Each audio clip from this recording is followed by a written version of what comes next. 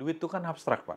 Iya. Duit itu kan nggak kayak pabrik punya stok, punya duit itu kan intangibles. Iya, iya, iya, iya. Ya, tapi everything di bank itu duit, Iya, iya, iya. gitu ya. Yang dikelola duit dan duit masyarakat yang Iya, iya, terbesar. iya. Dan ada unsur yang sangat gede di tengah namanya trust. Iya. Trust itu create perception gitu. Jadi ilmunya ini benar-benar intangible, Iya, iya. banyak mikir jadinya. Iya. Beda katakanlah industri mobil, mobilnya kelihatan, Pak. Iya, iya, iya. Bisa disentuh, bisa dipegang, bisa dirasakan, bisa dicoba.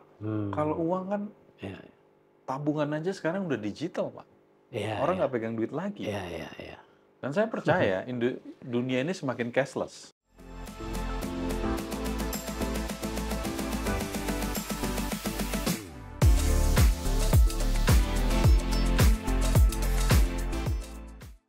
Nah, saya mau sedikit ke belakang ya. Dulu kenapa Pak Nixon mengambil jalur bankir? Karena orang Tapanuli rata-rata mencari Jadi lawyer ya. iya. Osman Paris ya teman-teman ya. Suka berdebat kan gitu. Tapi orang yang mau jadi bankir nggak ada. Apalagi sampai sekian tahun di top level ya. Iya, iya. Saya nggak pengen jadi lawyer juga. Satu intonasi saya. Iya, iya, iya. Oke. Kalau lawyer tuh mesti banyak gaya kan. Saya nggak banyak gaya gitu kan. Nah, dan kebetulan saya menyukai finance. Oh, dari Menyukai sejak finance. muda ya? Dari muda, saya kuliahnya juga di akuntansi gitu ya. Jadi pengen kerja, waktu itu kita pikir-pikir, kayaknya keren jadi bankers waktu itu ya. Iya, waktu masuk lah. Waktu masuk pakai dasi, pakai jas, 97 ya. kemudian kerja di kantor-kantor yang high rise building, gitu Oh, ya. Keren gitu. Iya. Ya kan bisa pegang laptop, Iya. gitu kan sebelah kirinya kopi kan ganteng gitu kan. Nah kita pengennya kayak gitu. Iya. Nah menurut saya finance industry waktu itu grow cukup baik ya, jadi pilihan dan ternyata saya memang cocok di industri ini. Iya. Nggak pernah berusaha pindah juga. Oh, walaupun banyak opportunity ya. Iya, saya menikmati bekerja sebagai bankers, walaupun saya udah kerja di 4 bank gitu ya. Bank Eksim, Bank Mandiri Taspen. Saya pendiri Mandiri Taspen, dirut pertamanya. Kemudian ke Bank Tabungan Negara gitu ya. Jadi saya menikmati bekerja sebagai Bankir. karena complicated. Iya. Duit itu kan abstrak, Pak. Iya. Duit itu kan nggak kayak pabrik punya stok, punya duit itu kan intangibles. Iya. Ya, tapi everything di bank itu duit, Iya. gitu ya. Yang dikelola duit dan duit masyarakat yang terbesar. Iya. Dan ada unsur yang sangat gede di tengah namanya trust. Iya. Trust itu create perception gitu. Jadi ilmunya ini benar-benar intangible, Iya. banyak mikir jadinya. Iya. Kita beda katakanlah industri mobil, mobilnya kelihatan, Pak. Iya. Bisa disentuh, bisa dipegang, bisa dirasakan, bisa dicoba. Kalau uang kan Iya. tabungan aja sekarang udah digital, Pak. Iya. Orang nggak pegang duit lagi. Iya. Dan saya percaya dunia ini semakin cashless. Iya. Jadi kita sementara mikirin transaksinya end to end. Iya. Jadi mikir terus gitu. Nah, menurut saya agak cocok di sana. Bukannya gitu ya. lawyer nggak mikir, Pak. Mereka juga mikir. Ya, tapi Anda mengambil sebuah sektor yang sophisticated untuk orang Batak. Ya. Kebanyakan dari hitam tuh masuk ke lawyer kan. Ya kan, urusannya kan ini kan. Dan kita agak beda karena satu, bank itu sangat penuh kehati-hatian. Iya. Konservatismenya ada. Iya. Tapi juga harus decisive, harus mau ngambil keputusan. Iya. Karena untuk menciptakan profit kan. Iya, ciptakan profit. Iya, Kredit itu semua keputusan, Pak. Iya, betul. Merestrukturisasi kredit aja keputusan. Gitu kan. Iya. Menghapus buku kredit aja sebuah keputusan. Nah, dan di situ yang saya banyak dengar dari developer, Anda kenapa dikatakan tadi bagus, mau dengar persoalan yang ada dan berani ngambil keputusan-keputusan dan ya ternyata keputusan-keputusan itu baik gitu loh. Itu yang dirasakan oleh stakeholders utama. Utama itu kan developer, ada kredit konstruksi, dia menyodorkan Anda bisnis untuk KPR kan dia sebenarnya. Iya, setuju. Iya, Setuju, itu loh. Ya kan sebenarnya gini, satu nggak ada konflik of interest. Iya. Kita jangan pernah punya konflik of interest di bisnis yang kita putus. Iya. Itu penting banget. Kalau itu udah kena, Iya. jelek. Iya. Jadi itu penting dulu nomor satu. Kedua, ya memang ini kepentingan developer apa, kepentingan bank apa. Ya. Dan saya melihat persoalan itu seringkali sebenarnya nggak tabrakan. Oh, iya dong. Sebenarnya bisa dicariin solusi bareng. Lo sama-sama bisnis. Betul. Tinggal syaratnya aja disepakati. Ya. Jangan ada menang sendiri lah, kira-kira kan itu. Sebenarnya kalau kita mau jernih melihat masalah di situ, solusinya harusnya ada. Cuma kan balik lagi nggak ada konflik of interest. Ya. Dan saya udah bilang juga sama developer, jangan pernah ngajak saya makan. Kalau makan sama saya mesti yang bayarin. Ya kan? Iya. Bapak jangan tersinggung kalau saya yang bayar. Iya. Gitu ya. Karena nanti dituduh macam-macam. Iya. Gitu kan. Terus kita kalau ke kantor Bapak, ya udah kita wajar aja sebagai teman. Iya. Bapak ceritain proyeknya, kita lihat, kita diskusiin persoalan di balik proyek ini apa aja. Iya. Supaya ini jadi bisa dijual. Iya. Karena sometimes orang pengennya indah tapi nggak laku, buat apa juga. Iya. Jadi kita benar-benar juga mengedukasi mereka. Sometimes jangan berangkat dari kondisi ideal. Iya. Bapak mesti realistis, ini mesti laku. Iya. Dan dihuni layak. Intinya itu. Iya. Tapi luar biasa loh pengalaman Anda sebagai bankir, karena begini, waktu Anda masuk di Exim, kan itu bisnis ekspor-impor kan? Iya. Ya, yang waktu di zaman Pak Harto itu kan, tahun 97. Kemudian waktu transformasi menjadi Bank Mandiri, sebelum Anda menjadi presiden di Taspen, apa saja sektor yang Anda lakukan di sana, yang Anda lalui di sana? Wah, saya tuh termasuk orang yang banyak pindah tempat, Pak. Karena waktu merger itu kan Iya. Pernah di IT juga pernah, nggak lama sih, 2 tahun. Iya. Pernah di finance, pernah bantuin di corporate, juga pernah di micro. Saya pernah di microfinance ya. Supervisi mikronya Mandiri gitu ya. Pernah di Korsek juga pernah. Jadi macam-macam. Tapi memang di Mandiri tuh talent tuh memang di mobilisasi ya. Di drill memang. Iya, dimobilisasi Dipaksa oleh situasi. Iya, kayaknya dipilih orang yang ya seperti kalau makan, kalau mau lagi ya dikasih lagi, mau lagi dikasih lagi kan. Dan menurut saya itu pendidikan yang bagus. Iya. Talent itu dihajar, Iya. dihajar tapi juga diliatin gitu ya. Iya. Ini udah tenggelam belum nih orang gitu kan. Nah, terus Anda tadi mengatakan Anda mengatakan Anda mendirikan founder dari pendiri Taspen. Kenapa bisa gitu? Oh, saya waktu itu dapat tugas dari Pak Budi Sadikin. Nah, ini menarik juga. Iya. Waktu itu ada perkara hukum Mandiri dan Taspen. Tahun 2014 atau 2013. Iya. Ada dispute masalah deposito. Dan itu sampai ke Mahkamah Agung. Putusan hukumnya ada. Nah, begitu putusan hukum, saya disuruh Pak Budi Sadikin, sekarang Menteri Kesehatan, untuk menegosiasi dengan Taspen. Padahal masih marah. Baru putus. Iya. Saya berangkat, didamprat. Iya. Jadi akhirnya Pak, singkat kata ini benar-benar bagus nih. Belum pernah ada di dunia. Dispute masalah hukum berujung membentuk JV. JV ini ya. Joint venture. Company ya. Iya. Kita kasih Taspen saham juga untuk mengkompensasi kerugiannya. Iya. Dan dia setuju. Dan hari ini Pak, labanya udah di atas 1 triliun, mungkin 1,3, 1,4.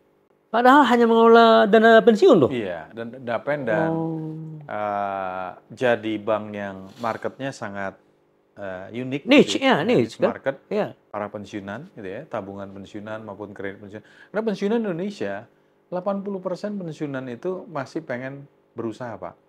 Setelah kita lihat. Iya, menggunakan resources-nya. Iya. Karena mereka waktu pensiun di Indonesia, income sebelum pensiun dan setelah pensiun itu drop. Ya. Nah, mereka ingin mengganjal lewat buka usaha, buka warung dan sebagainya. Nah, akhirnya kita di tempat lama juga mendidik mereka untuk berwirausaha. Iya. Jadi 80% tuh akhirnya mereka kita kasih kredit modal kerja. Dan itu bagus Pak, portofolio sampai hari ini NPL-nya masih 0,6. Iya. Bagus banget. Labanya bagus. Loh, karena dia bankir mendidik masyarakat, dia sendiri juga udah terdidik. Disiplin ya. Karena begitu dia jadi pengusaha, pasti kan ada duit ke bank. Iya, luar biasa itu. Iya. Jadi sekarang, berapa tahun Anda di BTPN itu? Di Bank Tabungan, di Bantap. Setelah di Mantap tuh saya ndiriin. Mantap ya. 2 tahun lebih sedikit lah. Oh, habis itu langsung ke BTN. BTN lagi ada masalah. Oh iya, tadi Ya, 2019 kita ya. dipanggil untuk benerin atau transformasi BTN. Ya. Ya pengalaman hidup Pak, jadi mungkin waktu merger juga hidupnya dari bank bermasalah dibentuk jadi bagus. Jadi hidup saya tuh di area-area penyelesaian. Di area-area solusi ya. Jadi Anda termasuk apa namanya? Ya. Saya beruntung. Ya, jadi banyak pengalaman aja. Iya. Makanya saya katakan tadi orang Batak tuh nggak ada di bank yang sampai top 27 tahun. Karena itu butuh kesabaran. Iya. Ketekunan sebenarnya. Nah, soal trust ya. Kebanyakan kan ada juga turun dari orang tua gitu. Kayak bapak saya itu tentara, jadi ada jiwa nasionalisme. Pokoknya patuh pada ya gitu-gitulah ya. Nah, soal trust tadi kan, nyawanya si Bangkir kan trust di tengah finance ini kan. Nah, itu turun dari mana itu? Artinya dari sejarah keluarga ada kan? Kalau itu saya nggak berani bilang ya. Nggak pesan-pesan dari orang tua? Kalau itu pasti, termasuk integrity. Kita dari kecil diajarin mesti jujur, jangan mencuri. Kalau bukan hakmu jangan diambil, itu pasti kita ingat lah ya. Makanya saya nggak pernah minta, serem malah saya takut kalau itu. Bahkan di deketi pun saya takut. Jadi ada orang ngirimin makanan ke saya aja, kadang-kadang saya takut. Sampai segitunya saya. Diracun kan ya gitu kan. Ini ada motif apa gitu kan. Itu nggak bener juga saya. Iya. Terlalu konservatif ya? Konservatif. Tapi menurut saya itu menjaga diri kita juga. Iya. Kalau menurut kita, apakah kita akan pernah mutus salah? Mungkin akan pernah. Manusia. Manusia. Ya? Tapi as long as tidak ada conflict of interest, tidak ada kesengajaan untuk salah, saya rasa sih harusnya hukum melihat itu. Gitu. Oke, dari keluarga Pak Nixon berapa orang? Dari orang tua? Keturunan orang tua? 6 orang. Ya, Orang zaman dulu kan anaknya banyak, Pak. Saya 9. Makanya. Makanya kalau Pak Nixon nomor berapa? Nomor 3, anak laki-laki paling kecil saya. Oh, anak laki-laki paling kecil nomor 3 ya? Saya udah perempuan, 3 orang. Oh, berarti di atasnya ada laki-laki juga ya? Laki-laki juga. Nggak ada yang jadi banker, saya doang. Udah pasti lah itu. Nah, jadi bisa dikatakan inisiatif Anda masuk ke bank, itulah yang menciptakan karir Anda selama ini ya? Iya. Dan saya menyukai kerja di bank. Iya, tadi Anda bilang. Mungkin saya kerja di tempat lain belum tentu cocok, Pak. Jadi saya merasa ini cocok, dan memang mudah-mudahan sih saya bisa memberikan value di pekerjaan saya. Iya, karena bank di Indonesia banyak ya bank negara yang masih butuh itu kan, Pak. Butuh pengembangan pengembangan bank-banknya kan. Iya, dan menurut saya hadir menyaksikan, ikut transformasi ketika Indonesia setelah krisis. Kan Bapak bisa lihat sekarang ya, nomor 1 sampai 10 bank di Indonesia, kan 5 terbesar itu kecuali BCA ya. Tapi 1 sampai 6 dari 10, ranking 1 BUMN, 2 BUMN. Ya. Nomor 3 swasta. 4 BUMN, 5 BUMN, 6 BUMN, BSI. Oh, enggak, oke. Nomor 4-nya tadi siapa BUMN-nya? Nomor 4-nya BNI. Oh, nomor 4 BNI, ya. Nomor 5? Nomor 5 BTN sekarang. Oh, ya. BTN udah nomor 5 sekarang. Oh, ya. Kemudian BSI nomor 6. Jadi Bapak bisa bilang, apa yang terjadi sebenarnya? Ini mungkin pelajaran juga buat BUMN lain. Saya melihat bahwa transformasi, kalau di Mandiri kan ada Pak Agus Marto tokohnya ya. Transformasi pasca krisis, ketika krisis, di bank BUMN itu mempengaruhi sampai 20 tahun kemudian. Apa yang terjadi adalah sebenarnya kita pernah kena krisis parah, Pak. Iya. Itu yang membuat kita berubah. Iya. Dan menurut saya harusnya memang ini jadi pelajaran buat yang lain juga. Iya, tapi kan itu kan lebih karena risk management kan, yang sebelumnya di bank kita nggak ada kan. Dan ketidakhati-hatian lah. Iya. Dan BUMN kan masalahnya juga bolak-balik itu lagi, Pak. Ketidakhati-hatian. Kita harus bangga, Pak, kalau saya lihat ya sebagai pengamat. BUMN yang terbaik itu bank. Karena ada rule of thumbs-nya dan ada rule of the game yang dilakukan. Dan ada otoritas OJK yang terus-menerus mengawasi. Itu dia. Sektor lain mungkin nggak ada kayak OJK-nya ya. Itu sulit ya kan. Jadi ya itu yang menyenangkan bagi BUMN dan strategis. berdampak pada jutaan Seluruh sektor. orang, ya jutaan orang nasib seperti Anda jelaskan tadi soal perumahan ini kan. Seluruh sektor, Pak. Iya, justru itu seluruh sektor mendrive. Jadi pemerintah harus menjadikan bank ini sebagai agent of change, agent of development kan pada saat yang sama. Terutama bank lah dari BUMN. Nah, kemudian Anda kan sudah berkeluarga berapa tahun, Pak Nixon? Saya married jadi udah 25 tahun lah, Pak. Oh, berarti 2 tahun sebelum Anda married, Anda sudah jadi bankir. Yes. Luar biasa ini. Ya, 25 tahun. Udah berapa putra, putri? Putra putri saya 3 orang. Yang pertama? Yang pertama mau jadi dokter. Oh, nggak ada yang mau jadi bankir? Nggak ada nih kayaknya nih. Nomor 2? Saya nomor 2 sekolah. Dia sekolah bisnis sekarang. Tapi mudah-mudahan lagi diracun ini supaya mau ke lembaga keuangan itu ya. Oh. Tapi tetap pilihan dia lah. Iyalah, ya. Nomor 2 ya? Yang nomor 3 masih mahasiswa lagi semester 7 sebentar lagi. Jadi tapi tahun depan bayang tamat. Ada kemungkinan apa dia nomor 3 ini nanti? Nah, ini kebetulan dia Fakultas Ekonomi ya. Oh, jadi ada juga kemungkinan ke finance ya? Iya. Ya, jadi saya melihat memang Indonesia. Role Indonesia. model juga sih. Iya, tentu karena dia orang tuanya kan. Orang tuanya. Dan kehidupan di finance di samping kerja keras yang Anda ceritain tadi, ternyata income juga ngikuti gitu loh. Tapi dia ngeliat juga bapaknya pulang malam dulu gitu. Oke, tapi karena Anda termasuk seorang bankir yang konservatif, tidak terlalu suka bergaya-gaya, sebenarnya itu kunci integritas yang Anda punya. Ya, jadi kalau, menurut saya kan 38 tahun menjadi orang yang ikut-ikut orang bisnis ya di BUMN di mana gitu. Jadi saya perhatikan memang kalau bankir nggak konservatif biasanya sih pendek. Ya, susah dia untuk sampai 30 tahun. Biasanya ada di tengah ya entah apalah ya manusia ya. Kena kulit pisang langsung dia, ya kan. Jadi apa rahasia yang membuat Anda bisa tahan 27 tahun jadi bankir? Ya. Dan nanti kalau ada petunjuk lagi kan? Kalau saya bilang emang kita mesti menyukai apa. Itu dulu ya, mencintai yang kita kerjain. Minat kita kemana itu. Ini milih kan kita yang milih, bukan orang lain yang milihin kita. Ya. Minat kita kemana, kita bekerja di sektor itu. Kemudian setelah minat, emang ada bakat nggak sih gitu ya. Kalau saya merasa ada waktu itu. Ini kayaknya bisa sesuatu yang bisa saya lalui. Iya. Dan itu membuat Anda tetap muda kelihatan. Jadi nggak menderita. Ada orang yang stres di kerjaannya, jadi dia kerja aja untuk cari duit, mempertahankan. Kalau Anda enggak, kayaknya enjoy. Dan kadang-kadang kita mesti waras juga. Iya. Orang banyak sekali terpaku pada persoalan. Menurut saya yang perlu dipikirin tuh solusi. Persoalan satu hal. Iya. Tapi gimana keluar dari persoalan itu? Jadi kita mikirnya itu terus. Itu lebih menarik. Iya. Daripada kita mikirin persoalan. Ya enggak, karena gini, Anda mencintai ininya. Pekerjaannya. Yes. Termasuk persoalannya gitu. Iya, dengan sendirinya dong. Karena kan kita problem solver ujungnya kan. Jadi makin kita bisa tunjukin seperti Anda buka mantap. Jadi orang makin melihat, oh memang punya bakat orang ini kan. Makanya seperti di BNN Anda sampai, saya dengar 7 tahun, wah itu jarang Pak. Merestrukturisasi sebuah, jadi sangat serius tugasnya, tujuannya pun sangat serius gitu. Yang takutnya orang yang menempatkan itu Anda bosan, kan itu. Saking lamanya kan Pak.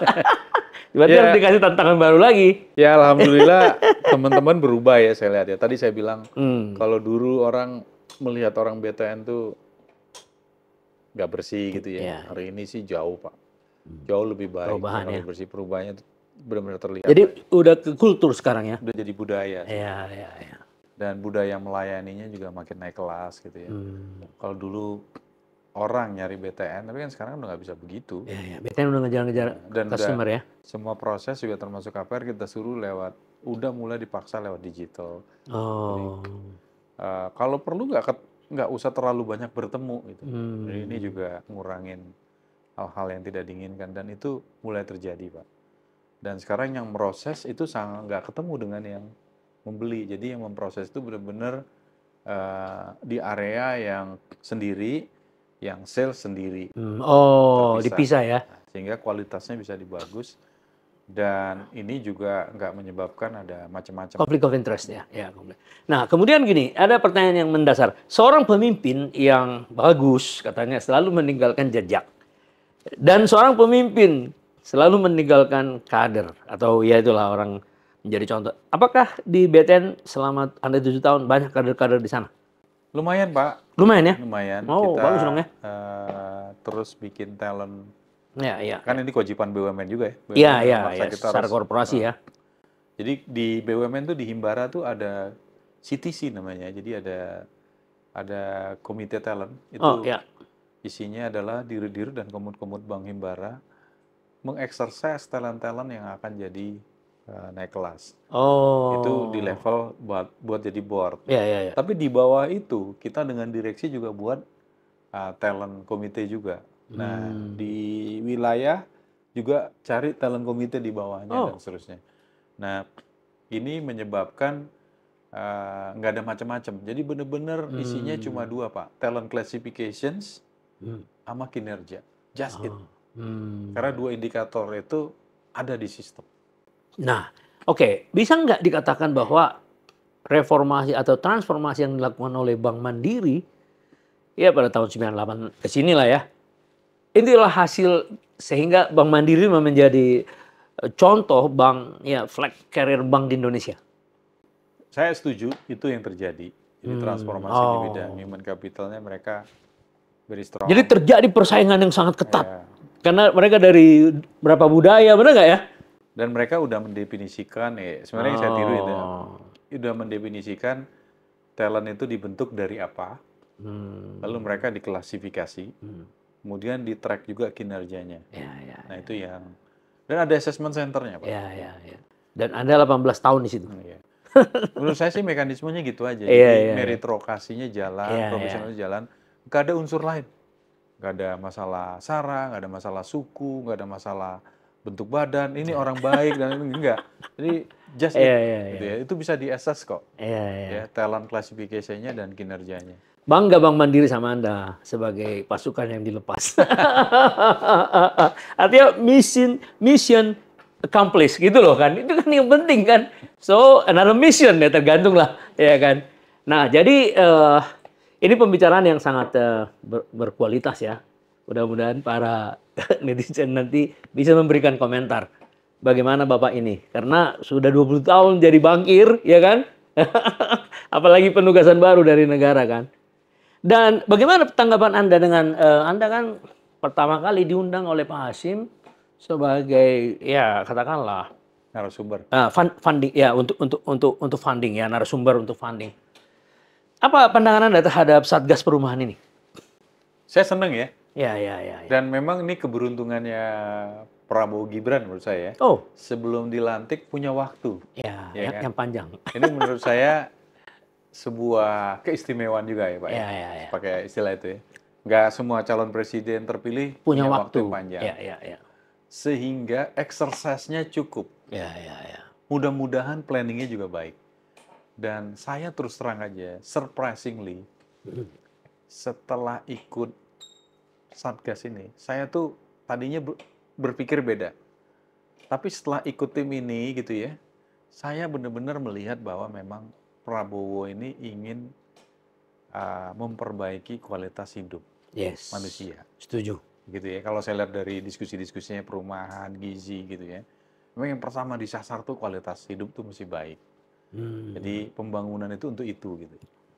Dan ini bagus banget, sehingga saya merasa terpanggil juga untuk kontribusi solusi apa yang bisa kita lakukan. Dan menurut saya sih harusnya kita semua begitu gitu. Nggak usah mikir negatif dulu lah. Kita dukung, contribute, kemudian ya giving. Dan saya mau memberikan ide-ide, pemikiran karena menurut saya ini niatnya baik. 10 juta orang nggak punya rumah, 25 juta keluarga rumah yang nggak layak huni. Ini kan persoalan negara. Dan ini masa depan ini orang kalau rumah nggak layak huni nanti kan kriminalitasnya naik. Kita kan nggak bisa. Penyakit ini ngikutin terus. Saya kan kaget, stunting tinggi, TBC masih ada, kusta pun masih ada. Yang tidak ada sanitasi cukup juga cukup besar. Banyak sekali. Sehingga emang ini mesti diselesaikan selain masalah gizi ya. Jadi saya setuju ini satu langkah menuju kualitas orang Indonesianya naik. Ya memang nggak cepat. Tapi kan ada niat yang Anda bilang niat. tadi, memulai sesuatu transformasi. Tapi 5 tahun saya percaya jadi sesuatu juga lah.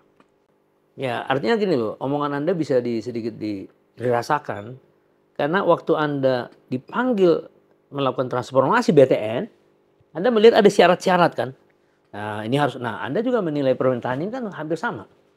Iya. Kalau dengan dasar yang bagus, ya pasti kalau dilaksanakan kan pasti. Nah, saya termasuk orang mungkin ya, tidak suka mengkritik.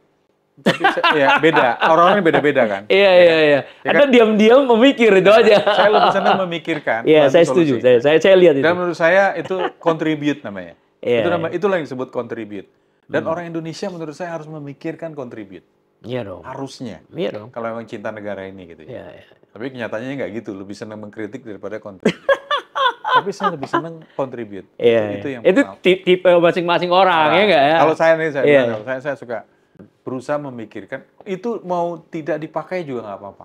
Nah, ini kan pada akhirnya kan policy maker adalah government. Kita cuma kasih ide-ide. Dan menurut saya contribute buat kesejahteraan masyarakat hari ini tuh penting banget. Supaya kita naik kelas. Iya. Supaya bangsa ini. Sebagai bangsa ya. Hari ini kalau baca koran, Pak, Kompas hari ini headline-nya kan mengenai kriminalitas. Kesimpulannya IKM itu indeks kehidupan gitu ya. Semakin tidak sejahtera, ternyata pembunuhannya makin tinggi. Oh iya. Itu korelasi antara kesejahteraan dengan kriminalitas tuh strong. Memang sangat strong. Sangat strong. Itu kelihatan juga waktu COVID. Kelihatan banget ya. Banyak orang cerai, divorce gara-gara ya itu tadi. Ternyata nggak sejahtera ya. Iya, memang itu dasarnya. Jadi terobosan dari pemerintahan Prabowo Gibran ini gizi ya kan untuk memperbaiki kualitas manusianya dan rumah untuk membuat kesehatannya ya kan. Ya seperti yang Anda jelaskan tadi kan. Kehidupan dimulai dari rumah. Ya, gitu loh. Ya. Dan semua orang akan kembali ke rumah. Iya. Ya. Orang tuh jadi preman, jadi orang berhasil, jadi kriminal, jadi apa tuh semua berawal dari rumah. Percaya sama saya? Enggak, saya setuju 100%. Karena saya pengamat perumahan juga. Nah, satu lagi pertanyaan. Orang tua apa latar belakangnya? Orang tua saya orang sederhana, Pak. Enggak, maksudnya latar belakangnya, pekerjaannya? Wira swasta. Oh, wira swasta ya. Cuma ya mungkin memiliki values yang baik ya. Iyalah. Sedikit banyaknya itu kan memberikan, Anda punya jiwa entrepreneurship. Iya. Ya kan? Ya dari kecil udah ngeliatin mereka cari solusi. Berani ngambil keputusan, yes. Itu kan dari sana kan. Kalau ibu? Ibu rumah tangga. Oh, biasa ya. Nah sekarang kalau istri? Istri saya ibu rumah tangga, Pak. Oh, jadi hanya Anda yang menjadi petarung. Mulai dari 27 tahun. Itu kan kesepakatan dari dulu gitu ya.